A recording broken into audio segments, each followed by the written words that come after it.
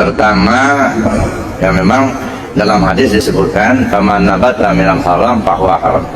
Ya, sesuatu yang tumbuh dari yang haram maka dia akan menjadi haram. Persoalannya bukan daging, Pak. Ya, yang disiksa itu bukan daging, diri kita. Kalau ini mah daging, ini ada tulang, ini mah pakaian, ini baju, ya, dia nggak tahu apa-apa. Ya, yang bertanggung jawab itu ruh itu, itulah diri kita yang sebenarnya. Kalau ini cangkangnya, Pak, ya, casingnya saja. Jadi yang merasakan sebenarnya bukan ini, ya, tapi ruhnya kita. Coba misalnya orang sudah mati, saya dia nggak ngerasa, nggak, ya, kan? Tapi coba dia masih hidup itu, saya dia melawan dia, karena sakit. Jadi yang merasakan sakit itu ruh kita itu. Nah, cuma makanya ruh kita ini kan tidak banyak seperti yang lalu, Pak. Ruh kita itu kalau dia lewat meniupi bangkai, baunya busuk bagai bangkai. Yang busuk sebenarnya bukan angin, bangkai itu cuma kena lewati bangkai maka baunya busuk. Kalau dia melewati minyak wangi, harum semerbak wangi, sebenarnya yang wangi itu bukan ruh tetapi minyak wangi. Nah begitulah ruh kita. Kalau dekat kita dengan orang baik maka dia akan terbawa-bawa jadi baik, tapi dekat sama orang yang tidak baik dia akan terpengaruh juga tidak baik, kan begitu ya. Jadi bagaimana mensucikan daging, ya dicuci aja pakai air kan daging, tapi bukan itu maksudnya, Pak. Jadi yang dimaksud dengan faman nabata minal haram fahuwa haram, yang tumbuh dari haram itu adalah haram. Artinya kalau makanan yang kita makan itu haram, maka akan menumbuhkan sifat-sifat yang tidak baik. Tidak beriman, susah diatur, ngelawan sama orang tua, nggak mau sholat, itu kan haram, ya. Dan ini bukan persoalan dagingnya yang haram, yang bukan persoalan daging yang mau dibakar, bukan, itu baju, Pak, ya. Dan mati bapak misalnya, yang diminta tanggung jawab bukan tubuhnya, ya, ruhnya. Nah itu yang mau disucikan itu tadi, ya. Makanya suci itu 4 langkah, ya. Jadi oleh karena itu maka mensucikan 4 langkah tadi. Kalau pakai air, itu yang suci dah hadas dan najis itu pakai air. Anggota tubuh zahir pakai istighfar taubat. Anggota tubuh batin pakai zikir. Ruh rabani pengenalan diri. Nah bagaimana mengenal diri? Mengenal diri itu bukan siapa namanya, bapaknya siapa, lahir tanggal berapa, bukan itu. Diri kita ini ada diri jasmani, ada diri ruhani. Ya, coba diasali dulu. Keasalan tubuh yang kasar dari apa asalnya? Keasalan tubuh yang halus ini dari mana asalnya? Ya, keasalan tubuh yang kasar dari air, api, angin, dan tanah. Air itu jadi apa bagi kita? Ini muasal diri, jadi tulang bagi kita untuk menegakkan alam batang tubuh. Api itu jadi apa bagi kita? Jadi darah bagi kita untuk menerangi alam batang tubuh. Angin itu jadi apa kita? Jadi urat bagi kita menggerakkan alam batang tubuh. Tanah jadi apa? Jadi daging dan kulit bagi kita mengokohkan alam batang tubuh. Itu kan asalnya. Keasalan tubuh yang batin mana? Kata ruhani. Asalnya dari wujud ilmu nur syuhud. Nah, itu mengasal itu. Nah, sehingga pada akhirnya pahamlah kita, oh ternyata yang kuasa Allah, kita ini yang lemah. Kenal diri kita ini lemah karena kita tahu kita yang kuat. Yang kuat itu adalah Allah. Kenal diri kita ini yang bodoh, yang pintar itu Allah. Kenal diri kita ini miskin, yang kaya itu Allah. Mengenal diri, kenal diri. Ya, jadi itu arahnya ke sana, Pak. Jadi setelah kita mengenal diri kita, maka ya kita akan kenal kepada Allah. Makanya kalau Bapak mau mencari manis, ya nggak usah keliling pasar bawah itu, Pak, bambu kuning, ya nggak ketemu, nggak, cari saja gula, nanti ketemu manis. Ya, kalau kepo asin, nggak usah cari asin, cari garam, nanti ketemu asin, dapat asin. Jadi artinya apa? Mau ketemu Allah keliling dunia ini cari Tuhan nggak akan ketemu, nggak, Pak? Ya, keliling dunia cari Allah nggak akan ketemu, Pak. Di mana kita mencarinya? Carilah pada dirimu. Nah, diri kita inilah disebut laboratorium ketuhanan. Jadi yang pernah saya bilang dulu, itu di puncak itu kan ribuan hektar apa namanya kebun teh. Walaupun tiap pagi kita keliling kebun teh, sudah kan tahu nggak kadar teh nggak? Berapa kadar teh yang ada di puncak? Nah, walaupun tiap pagi kita keliling, bagaimana caranya? Ambil aja 2-3 helai daun teh, teliti di laboratorium, baru tahu kita kadar tehnya. Nah begitu juga kita keliling dunia jadi Tuhan, akan ketemu nggak Pak? Ada. Bagaimana caranya? Teliti di laboratorium ketuhanan. Mana ini diri kita ini? Diri kita ini laboratorium ketuhanan. Ada. Kalau kita sudah tahu dengan diri kita, maka kita akan tahu dengan Tuhan kita. Nah, jadi untuk mengkaji diri Pak, ya carilah guru yang ahli di bidangnya, dan supaya kita bisa dibimbingnya untuk memahami diri kita, siapa diri kita yang sebenarnya. Contohnya lagi, saya mau tanya, Bapak melihat pakai mata kan? Mata itu melihat atau tidak? Secara zahir nggak lihat, karena kalau ada nyawa nggak akan bisa lihat. Oh, jadi bukan mata kan yang melihat? Nah, itu kan. Jadi bukan mata yang melihat. Yang melihat apa? Basor. Basor itu punya siapa? Punya Allah. Tapi secara zahir sering kita katakan, saya melihat. Saya melihat. Nah, saya melihat itu dari mana kita dapat? Kan salah juga kalau kita katakan Allah melihat. Ya. Memang kita yang melihat kok. Ya. Saya melihat kue, ya. Benar. Ya. Saya melihat kipas angin, benar. Tapi coba renungkan secara tauhid, nah yang saya itu, yang aku itu yang mana? Ada. Aku melihat kipas angin, aku melihat buku, aku punya tubuh, aku punya baju, aku punya mobil, aku punya rumah, aku punya istri. Nah ini aku yang mana akunya? Cari akunya itu.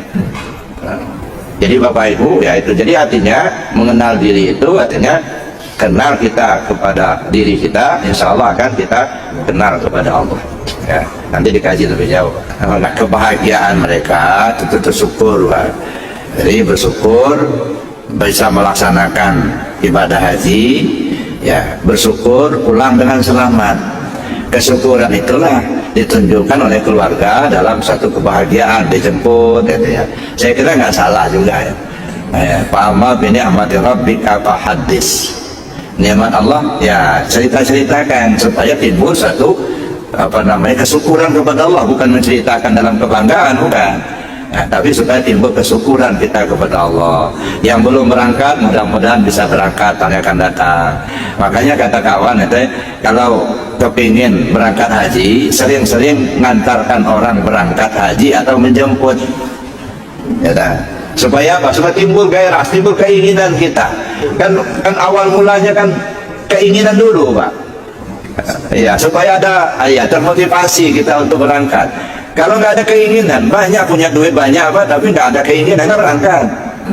Duitnya miliaran Pak, cuma nggak ada keinginan. Nah, supaya timbul keinginan untuk berangkat, ya dah, maka antarkan orang berangkat ke tanah suci, pulang dia jemput, gitu kan. Nah, itu tanda kesyukuran. Ya, boleh-boleh saja, ya. Nah, kemudian yang kedua, nah ini saya bilang panjang tadi. Nah, tawaf di Ka'bah. Nah, apa mana sebenarnya? Maaf ini, mohon ampun pada Allah. Pelaksana ibadah haji itu kan isyarat semua itu, Pak. Maka rugi kita kalau hanya melihat lahirnya saja, nggak paham isyaratnya. Ada. Ya kalau ya maaf lah. Seperti apa ya? Kayak main gitu ya. Tapi itulah kebijaksanaan Allah dan Rasul, gitu ya, diperagakan. Itu bukan main-mainan, bukan, benaran. Tetapi kadang-kadang kita hanya melihat lahirnya, tapi tidak melihat isinya, gitu. Ya dah. Makanya saya bilang, yang mabrur itu apa? Bukan sahnya, bukan. Yang mabrur itu yang diterima Allah. Bagaimana terima Allah? Terpahami dan terlaksanakan makna manasik. Kalau sahnya terpenuhi syarat dan rukun, itu sah haji. Tapi kalau mabrur terpahami dan terpakai makna manasik. Nah, tawaf misalnya itu yang ditanyakan saja, tawaf saja. Perkataan saja masih jelaskan. Ya. Tawaf itu kenapa keliling Ka'bah? Ka'bah itu pusat, Pak. Namanya juga Baitullah. Baitullah itu di Mekah dilambangkan dengan Ka'bah di Mekah sana. Tapi bukan berarti Allah itu nongkrong di dalamnya, bukan. Ada. Makanya kalaupun kita sholat di depan Ka'bah, tetap saja syariat kita pakai, Pak. Dada saja yang mengarah ke Baitullah, wajah kita tetap ke tempat sujud. Nggak boleh kita nengadah begini. Banyak, Pak, yang saya perhatikan sholat depan, saya berapa kali sholat depan Ka'bah itu, Banyak yang begini, nah yang muda-muda, yang tua-tua begini. Dikiranya tua itu nongkrong di situ. Ya, dah. Itu kan isyarat saja, arahnya. Nah, ya. Jadi semua kita mengarah ke sana semua. Kemana? Ke Allah. Gitu. Semua langkah hidup kita mengarah ke Allah. Gitu. Maka tauhid. Mana Ka'bah yang asli? Nih, hati ini. Qalbul mu'minin baitullah. Itulah baitullah yang asli itu. Kalau yang di Mekah itu apa namanya, isyarat, gambaran yang dibangun oleh Nabiullah Ibrahim alaihissalam, ya. Itu merupakan gambaran. Tapi yang aslinya di sini. Nah, kenapa harus putar? Pada Ka'bah itu kan segi empat kan? Kenapa tidak zigzag? Enggak, mutar, ya. Apa itu mutar? Ini perjalanan tanpa ujung. Ya. Jadi perjalanan tanpa ujung itu menunjukkan apa? Kehidupan kita. Itu perjalanan tanpa ujung. Di lini manapun kita bekerja, apa sebagai pegawai, sebagai pedagang, sebagai petani, sebagai buruh, terserah. Tetapi jangan lupa harus berada pada poros ketuhanan. Makanya keliling. Ingat hati kepada Allah. Silakan jadi pejabat yang hatinya selalu ingat sama Allah. Makanya sebelah kiri, Pak. Kita tawarkan ke sebelah kiri Ka'bah. Ka'bah ini sebelah kiri, jantung di sebelah kiri. Nah, itu kan, maka putar gitu. Kenapa 7 kali? 7 kali menunjukkan 7 latifah. Mutar. Nah, makanya kita walaupun sudah selesai tawafnya di sana, di Mekah sana, bukan mati berhenti tawafnya, Pak. Tawaf terus. Tahun mana? Di Baitullah yang ada di diri kita ini. Terus menerus. Berapa 7 kali? 7 latifah. Nah, latifah qalbi, latifah ruh, latifah sirri, khafi, apa, dan latifah kullu jasad. Terus menerus. Cuman kadang-kadang kita selesai tawaf di sana nggak pernah tawaf lagi gitu. Makanya haji itu ada 2, Pak. Ada haji syariat, ada haji hakikat. Kalau haji syariat tubuhnya dibawa ke sana, ke Mekah sana. Pulang haji. Yang mana ini? Yang tubuh karena 2 dia sudah melakukan. Maka cukup sekali saja ke sana Pak seumur hidup. Kenapa? Udah tahu apa yang katakan ihram, mana yang tawaf, mana yang sa'i, udah ngerti. Udah. Tinggal apa? Pakai mananya. Itu yang penting. Ini enggak bangga sudah pulang dari Mekah, tapi mana sih nggak dipakai. Ya. Bangga dengan biji putihnya, tapi kelakuannya hitam. Nah, nggak bisa, Pak. Jadi artinya haji syariat berangkat ke tanah suci terpenuhi syarat dan rukun. Haji secara hakikat kembalinya ruhaniah kita kepada Allah. Terpakai mana sih ihram misalnya, sering saya sampaikan. Kalau pakai ihram Pak gampang, kayaknya murah kok itu. Makanya nggak lama, nggak haji aja kita cuma 2 hari 2 malam. 8 Zulhijjah, 9 Zulhijjah, 2 hari kan, malamnya 2 malam. 10 Zulhijjah pagi tawaf di Jumratul Aqabah. Selesai tawaf di Jumratul Aqabah sekali aja kan pagi itu. Pulang ganti pakaian biasa, selesai ihramnya. Itu kalau kain, tapi mananya Pak? Memakai ihram, menanggalkan semua pakaian yang berjahit untuk memakai yang tidak berjahit. Yang berjahit mana? Sifat kehambaan, itu yang berjahit Pak. Iri, dengki, hasad, itu sifat itu pakaian berjahit itu. Buang semua itu. Pakai yang tidak berjahit. Mana tidak berjahit? Sifat Allah.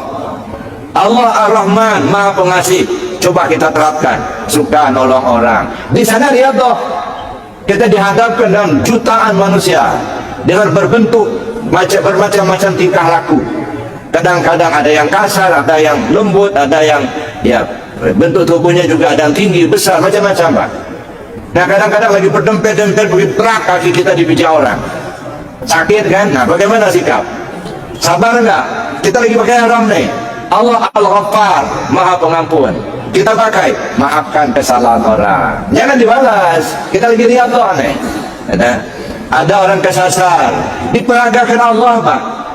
Kenapa kok orang kesasar, kok kita yang ketemu? Kenapa nggak orang lain? Nah Allah peragakan mereka. Bagaimana sikap? Tolongin orang.